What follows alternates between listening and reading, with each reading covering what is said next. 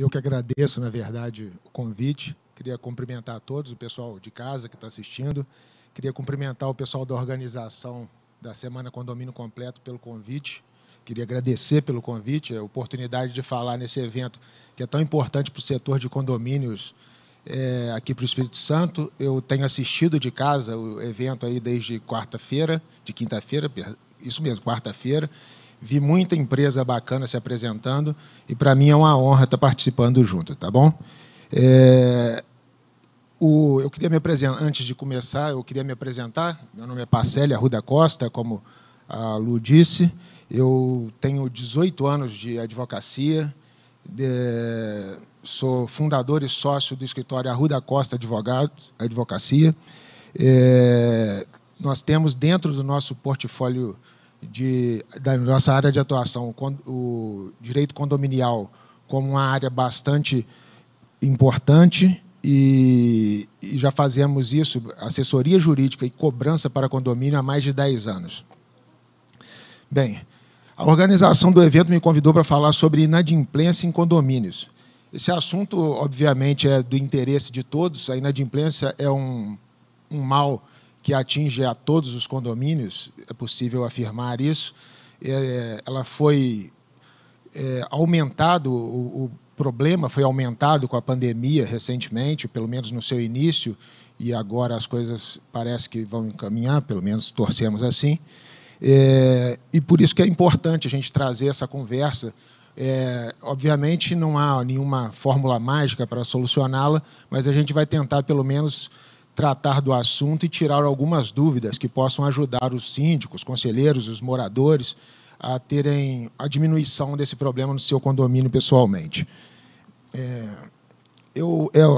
A ideia aqui não é ter uma aula de direito, né? Eu não vou aqui, a pretensão nunca foi essa, mas a gente vai passar, obviamente, citar alguma coisa de alguns artigos de lei e vamos começar com a estou com um probleminha aqui para passar o...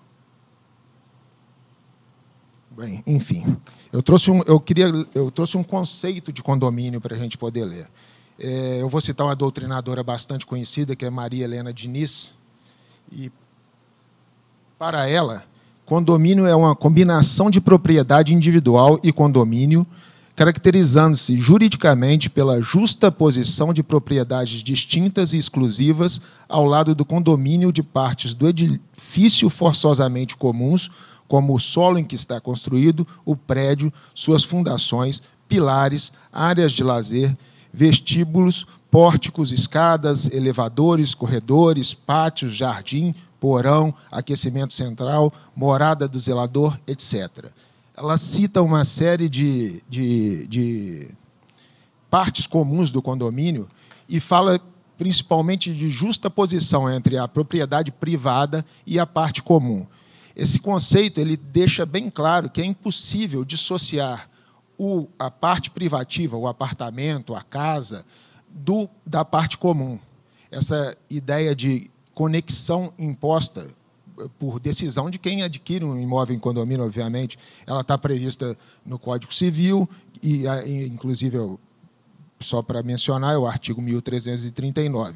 Na prática, o condomínio que a gente enxerga, aquele representado pelo síndico, aquele que contrata pessoal, que faz manutenção, ele é uma reunião de coproprietários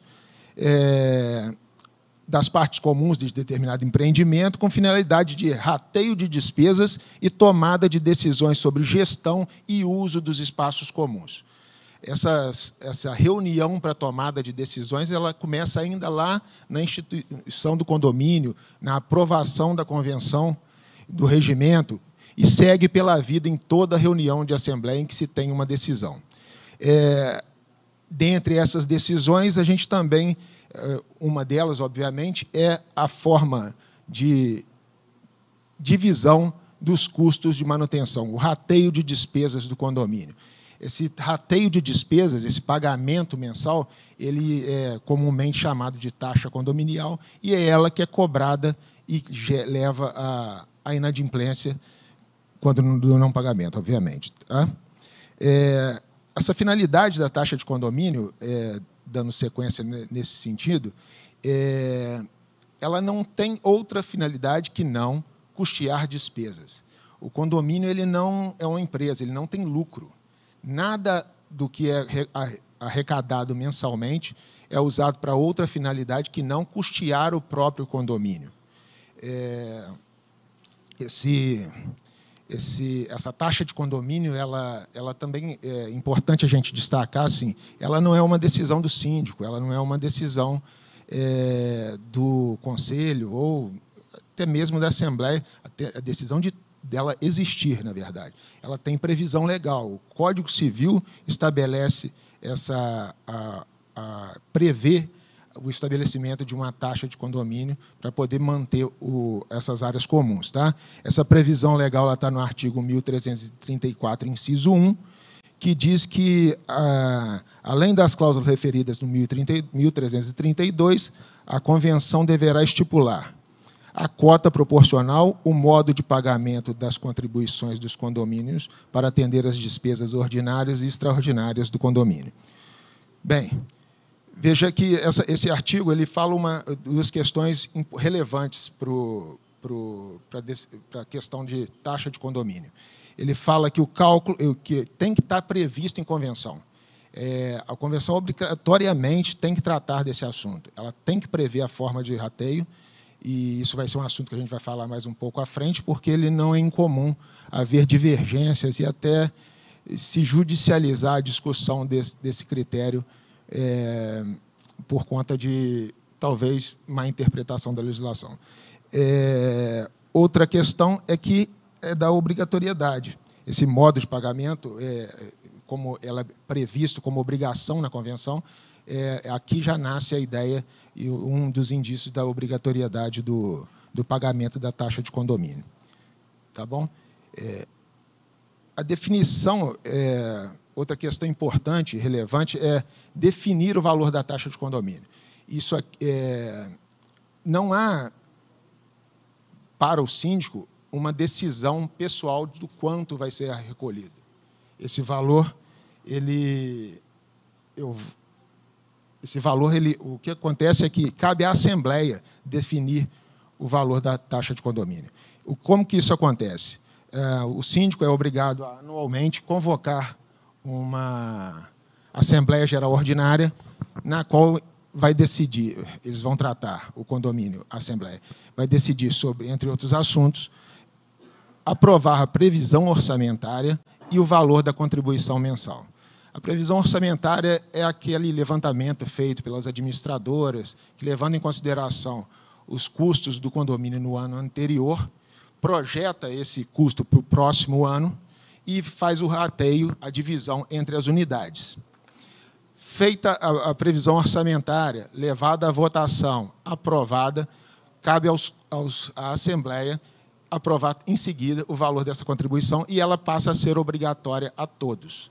Todos os condôminos, participantes ou não daquela Assembleia, ficam obrigados a pagar o valor nela definido. Ok?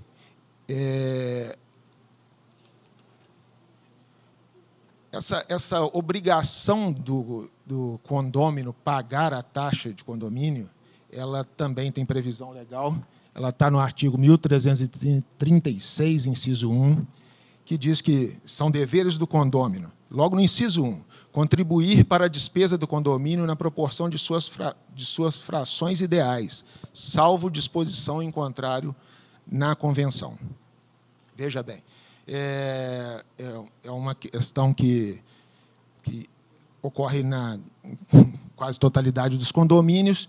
Os valores da taxa, da contribuição mensal, ela não é igual para todas as unidades. Ela está diretamente ligada àquela fração ideal que consta na convenção, que é um dos pontos que a convenção tem que trazer quando ela é aprovada lá no início, é o valor da fração ideal. Essa fração ideal ela é a proporção que é aplicada para a contribuição na despesa de manutenção das áreas comuns. Por isso a relevância dela e daí a diferença entre um apartamento e outro. O tamanho do apartamento influencia no valor da taxa.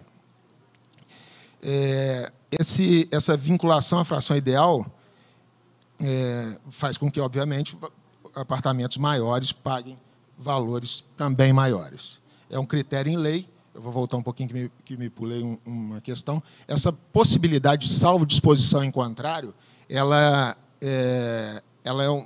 foi uma alteração legal que permitiu que a convenção, que o condomínio defina na sua convenção, respeitado o quórum de alteração, que é mais rígido, outro critério, divisão igualitária, outro critério qualquer que entendam. Mas, não, sendo omisso, e aplica-se a regra geral, que é a da fração ideal.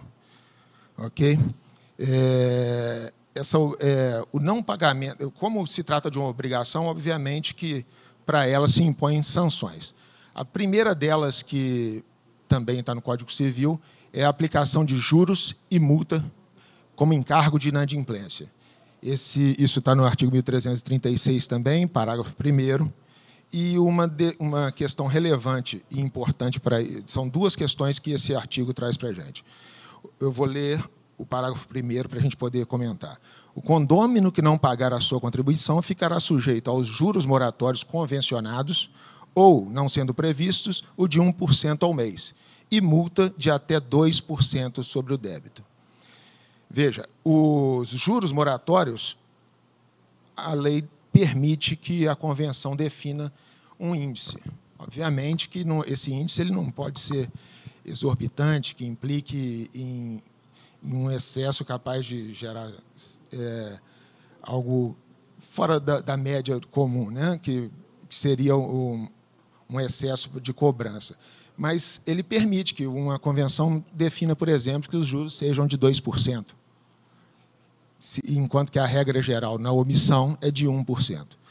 Outra questão que é relevante aqui é que a multa, com essa alteração legislativa do novo Código Civil, ficou limitado a 2%, ao máximo de 2%. Se a convenção do seu condomínio é antiga e lá é estabelecido um outro percentual de multa, aquela cláusula não tem validade. Aplica-se o limite do Código Civil, que é de 2%. Ok? Esse não pagamento da obrigação, que é de manter em dia a taxa de condominial, o condomínio ele tem algumas dificuldades de cobrar. É muito comum se ver, por exemplo, a imposição de algumas limitações ao condômino. A gente vai tratar disso mais à frente. O Código Civil, essa ideia de obrigação de pagamento, o Código Civil prevê, numa hipótese, como uma ferramenta que o condomínio pode aplicar como matéria ou para cobrança ou para incentivo da adimplência do condômino, para aquele devedor quanto mais, aquele que deve por meses a fio, não paga. Considerando que aquilo é um descumprimento de obrigação, o artigo 1337 do Código Civil permite que se aplique uma multa de até 5 vezes a contribuição mensal. Essa multa ela tem algumas condições para ser aplicada, por exemplo, a concordância de 3/4 dos demais condôminos, mas ela é uma ferramenta, obviamente, para aplicação em exceção, mas ela deve e pode ser usada pelo condomínio contra aquele condômino que, de fato, não honra com as suas obrigações. Tá? Isso é importante porque, como eu estava dizendo há pouco,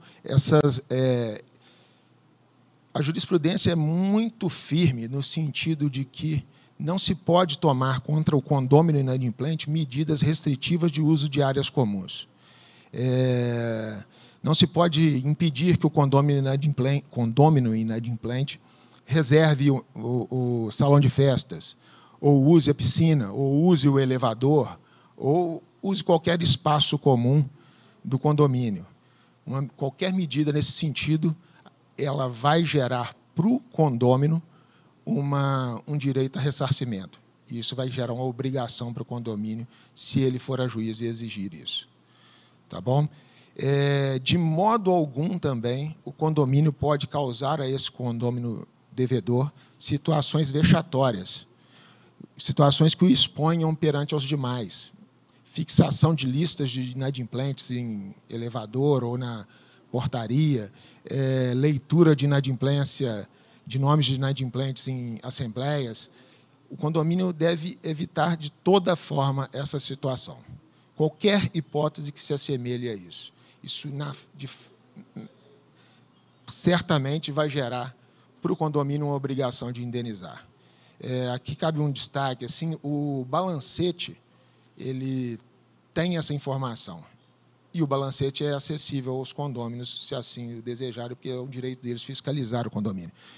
Constar no balancete não é uma ofensa a esse direito de privacidade ou de não ofensa à sua moral do condômino devedor. Eu não estou dizendo que o condômino ele não pode ser cobrado, ao contrário, ele deve ser cobrado.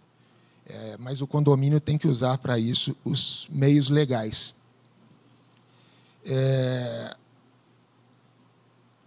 O Código de Processo Civil sofreu uma alteração que passou a considerar a dívida de condomínio prevista na convenção ou aprovada em assembleia como título executivo extrajudicial.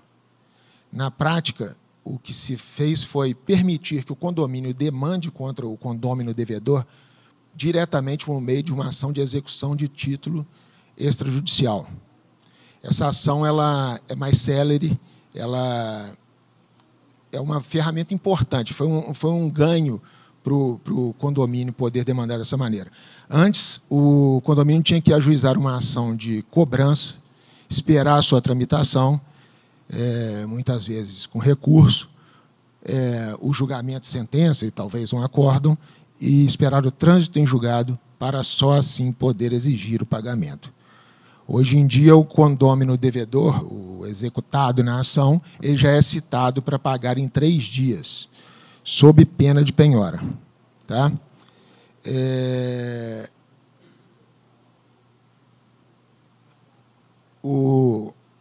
Antes de seguir sobre processo e medidas judiciais, eu acho que cabe aqui a gente tratar de legitimidade para o polo passivo da ação de execução. Não há dúvidas de que, para ninguém, que o proprietário do imóvel, aquele que está registrado lá no cartório de registro de imóveis, ele tem legitimidade, ele é obrigado a pagar dívidas de condomínio. Também não há dúvidas de que o promitente comprador e o promitente cessionário, ele também é legítimo para o polo passivo da ação, já que o Código Civil o equipara ao condômino, para fins de obrigações previstas na convenção.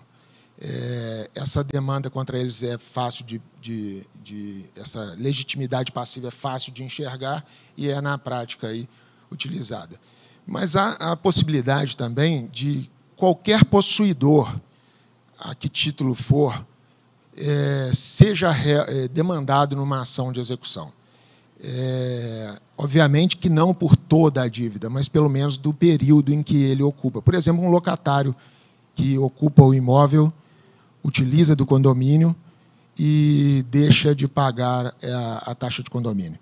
Ele pode, no período dele, ser demandado na ação. Essa é uma questão que talvez não seja a prática, mas que pode ser considerada caso a caso. O advogado do condomínio pode avaliar o interesse nesse tipo de demanda. Ok? Aqui a gente copiamos ali o artigo 1345, que é uma questão interessante. O adquirente do imóvel, ele passa a ser... Eu vou ler o artigo para ficar mais claro. O adquirente de unidade responde pelos débitos do alienante em relação ao condomínio, inclusive multas e juros moratórios. Essa é o artigo que define que a dívida, na verdade, ela acompanha o imóvel. Tá? Ela é a dívida de natureza própria do imóvel e, por isso, ela é acompanhada, e quem adquire o imóvel passa a ser devedor. Por isso, até para a nossa vida privada, é interessante a gente ter o cuidado de sempre, comprando um imóvel em condomínio, exigir o nada consta da administração, porque não é incomum que o comprador, pelo menos, se manifeste surpreso quando apresentada a ele uma dívida anterior à sua aquisição.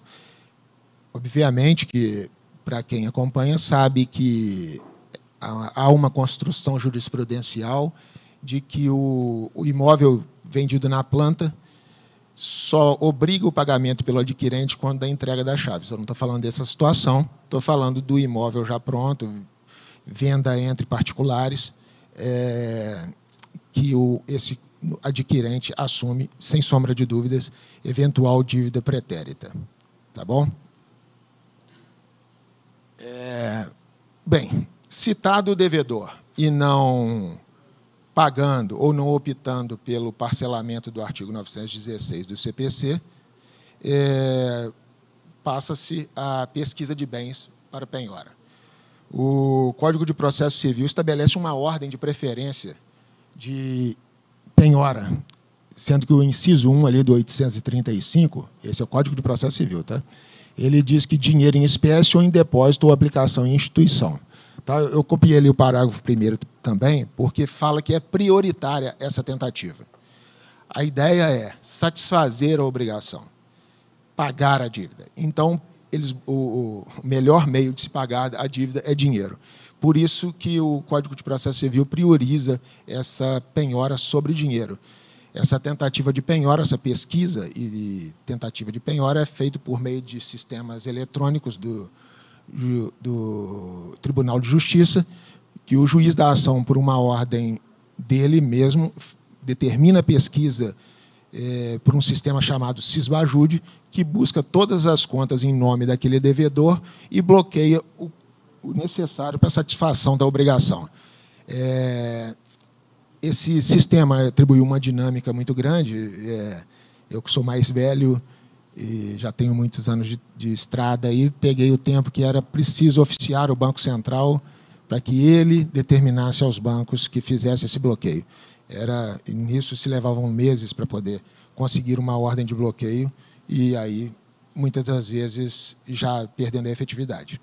Bem, caso não encontre, aí se passa para pesquisa de outros bens que possam garantir a satisfação da dívida. Eu copiei aqui alguns que são mais fáceis de visualizar, que é a pesquisa de veículos registrados em nome do devedor. Isso também é feito de forma por sistema online. O juiz também dá a ordem e insere um gravame de venda sobre esse veículo. Após é feita, caso encontre algum veículo e ele não tenha nenhum impedimento, como, por exemplo, uma alienação fiduciária, ele é expedido mandado de penhora, é avaliado e leva à venda. Bem, caso não encontre veículos também, eu estou caminhando pelos bens passíveis de penhora, para chegar no ponto de que o próprio imóvel do qual é gerada a dívida, ele pode ser objeto de penhora para satisfação dessa dívida de condomínio.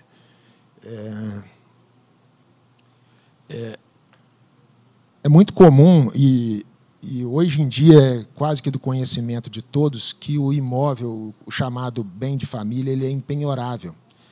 Isso decorre de uma lei de a Lei 8.009 de 90, que no artigo 1º diz que o imóvel residencial próprio do casal, aquele que usado para moradia da família de fato, ele seria impenhorável.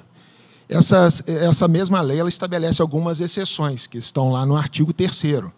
E, dentre elas, o artigo 3º diz que é possível a penhora para cobrança de impostos, predial ou territorial, taxas e contribuições devidas em função do imóvel familiar. Nesse inciso se enquadra a dívida de condomínio. Não há dúvidas, não há mais discussão que a penhora do imóvel é possível para a satisfação da dívida de condomínio.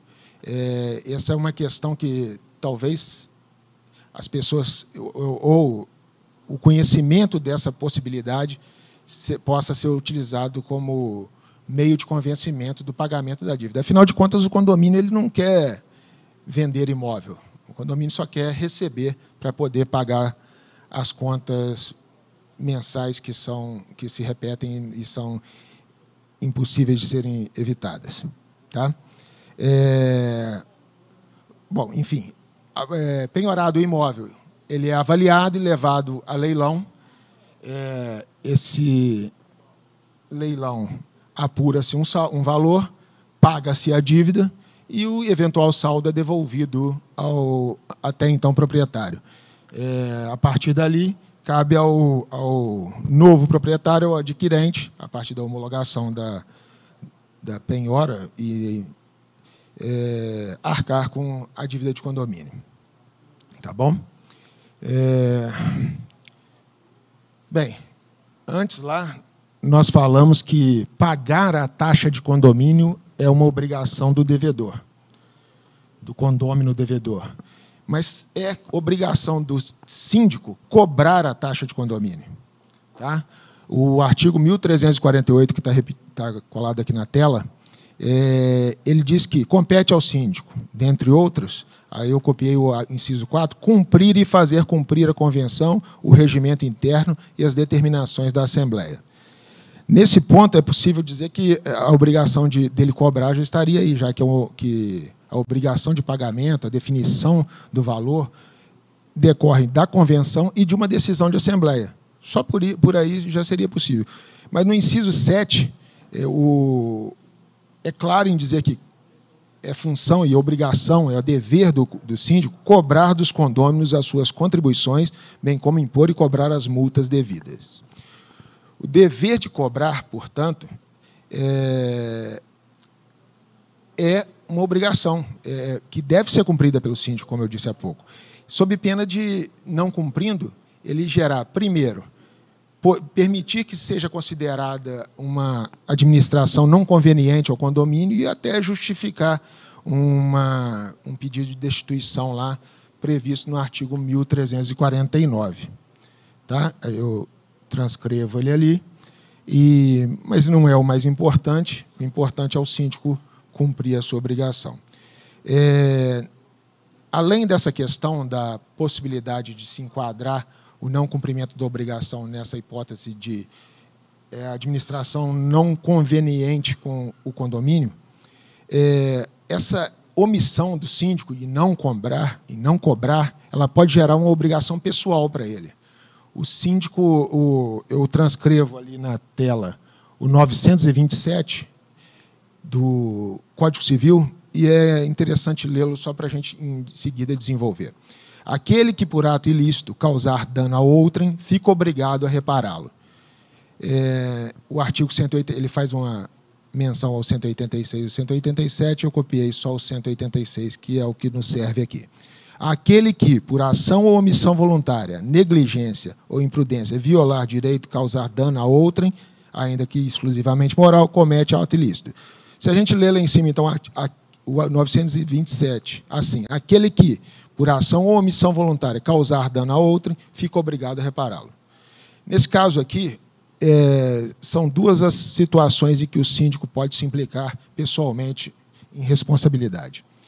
Quando ele deixa de cobrar, portanto, deixa de cumprir a sua obrigação, ele está sendo omisso no cumprimento dela, e se essa omissão levar à prescrição da dívida, por exemplo, é possível que ele seja, sendo questionado em juízo, seja condenado a reparar esse dano ao condomínio. Afinal, era obrigação dele cumprir isso. Uma outra situação que pode também gerar responsabilidade ao condomínio, nós falamos antes lá que o atraso no pagamento gera uma obrigação para o devedor de pagar juros e multa. Essa obrigação para o devedor gera um direito para o condomínio de receber juros e multa. O síndico, portanto, ele não deve renunciar ao recebimento de juros e multa de um condômino inadimplente, não sem uma autorização da Assembleia. Não há na legislação e nas convenções que eu conheço, autorização para que o síndico renuncie a esse direito do condomínio. Eventualmente, se ele der quitação a alguém sem o recebimento de juros e multa, ele pode gerar para si uma obrigação. É uma questão relevante, o pessoal que eu assisto, que eu atendo, eu oriento nesse sentido. Se for para dar desconto, que seja com autorização da Assembleia. Sem isso, tem que cobrar o que estabelece a convenção. Ok? Essa cobrança, que eu tanto falo aqui, Eu sei que é uma missão ingrata para o síndico, principalmente se ele for fazer isso pessoalmente. O síndico morador, principalmente, né, ele reside no mesmo lugar que o devedor. Ele encontra com essa pessoa. Ser cobrado não é a melhor coisa do mundo. Ser cobrado é ruim. E ela pode criar conflitos. O próprio síndico exercer essa cobrança, ele acaba, talvez, criando uma dificuldade ali dentro do ambiente do condomínio. Por isso que evitar isso, o meio para evitar isso, é a contratação de empresas ou escritórios de advocacia que façam a cobrança em nome do condomínio. Isso afasta a pessoalidade, não é o condomínio, não é o síndico fazendo a cobrança, é o condomínio contratando alguém para que cobre o que lhe é de direito. Isso melhora muito o ambiente do condomínio, é um efeito colateral da cobrança, que, na verdade, o objetivo principal é recuperar o crédito, né? Eu até gosto de destacar uma questão que acabou me passando, lá na definição do valor da contribuição, lá na aprovação da projeção de gastos do ano seguinte, num mundo ideal que todo mundo pagasse a sua taxa de condomínio em dia, todos seriam onerados igualmente. Quando uma parte dos condôminos deixa de pagar a sua taxa de condomínio, alguém tem que pagar. Lembra? A projeção orçamentária aprovada, ela prevê ali no valor que é apresentado apenas gastos que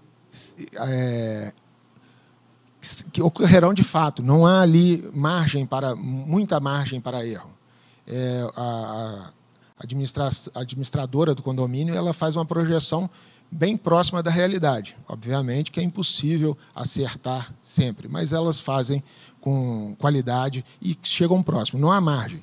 Como parte desses condomínios não honra com pagamento na data e as contas vencem, e aquelas contas elas já estão programadas para vencer, conta com pessoal, manutenção, conta de água da área comum, energia, essas coisas que a gente sabe que uma casa gasta e o condomínio também tem despesa. Alguém tem que pagar por ele. O que ocorre na prática com a inadimplência é que o condômino adimplente ele paga pelo inadimplente.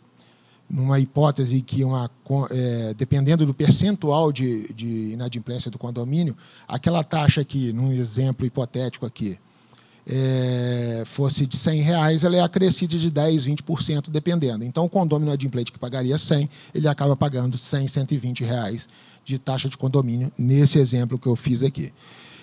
O efeito, isso me traz aqui ao efeito da cobrança, de fato, uma cobrança profissional, diria assim.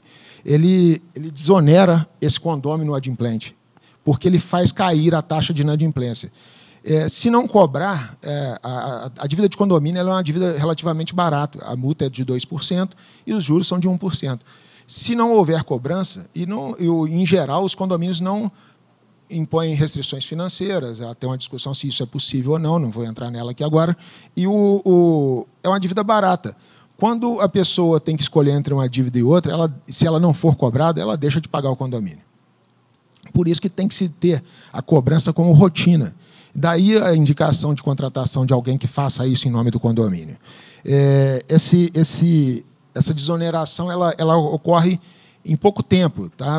Assim, obviamente que a previsão orçamentária ela só é aprovada uma vez por ano, mas ela já na próxima, dependendo do tempo ali de início da cobrança efetiva mesmo, permanente, ela já aparece reflexos na próxima. Tá? Isso permite que o condomínio tenha um equilíbrio e previsibilidade financeira, porque o que ele projeta, aquela projeção da previsão orçamentária, ela quase que se cumpre, porque a recuperação daquele crédito, a diminuição da inadimplência. Isso porque a cobrança tem esse efeito. Isso melhora o ambiente do condomínio, até então devedor, ele fica, para ele, melhora para o condomínio que arrecada mais, essa arrecadação do que estava em atraso, ele melhora o caixa do condomínio, ele permite melhorias sem necessidade de cota extra. Isso tudo só traz benefícios para o condomínio, que acaba, ao final, ainda o morador, tendo seu imóvel valorizado. Tá bom? Esse efeito prático, eu não vou citar nome de nenhum para não ser injusto com ninguém, mas eu já vi acontecer em muitos condomínios que a gente atende. A cobrança, a recuperação desses créditos, um síndico comprometido com o resultado dentro do condomínio, aplicando bem esse dinheiro, faz diferença num condomínio.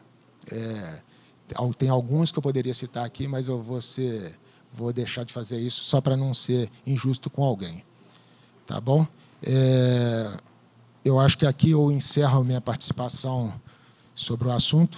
Eu espero que aqui eu tenha ajudado quem está assistindo a ter um pouco mais de conhecimento sobre a matéria. A gente está aí nas redes sociais, a gente pode continuar por lá a conversa. Se alguém tiver alguma dúvida, alguma questão, pode até... Ali está meu Instagram, e-mail. Quem quiser, a gente está aí à disposição para poder conversar, bater um papo. Tá bom? Eu queria novamente agradecer aos organizadores da Semana Condomínio Completo. Para mim é uma honra, questão de satisfação mesmo participar, principalmente com tantas empresas bacanas participando. Já estou ansioso para visitar a feira que vai ocorrer em dezembro. Eu tenho certeza que vai ser um sucesso. Eu gostaria de agradecer a todo mundo que nos assistiu, dedicou um pouco do seu tempo a ouvir o que a gente está falando aqui. Gostaria de agradecer o pessoal lá do meu escritório, o pessoal bastante dedicado, que é muito bom de conviver. A gente tem um excelente ambiente de trabalho. Eu queria fazer essa homenagem a elas aqui. Gostaria de agradecer também a minha esposa Laura, que é minha sócia, e a minha filhota Helena, que deve estar em casa assistindo. Filhota, papai te ama, um beijo. Obrigado a todos. Muito obrigada, a gente que agradece aí a participação.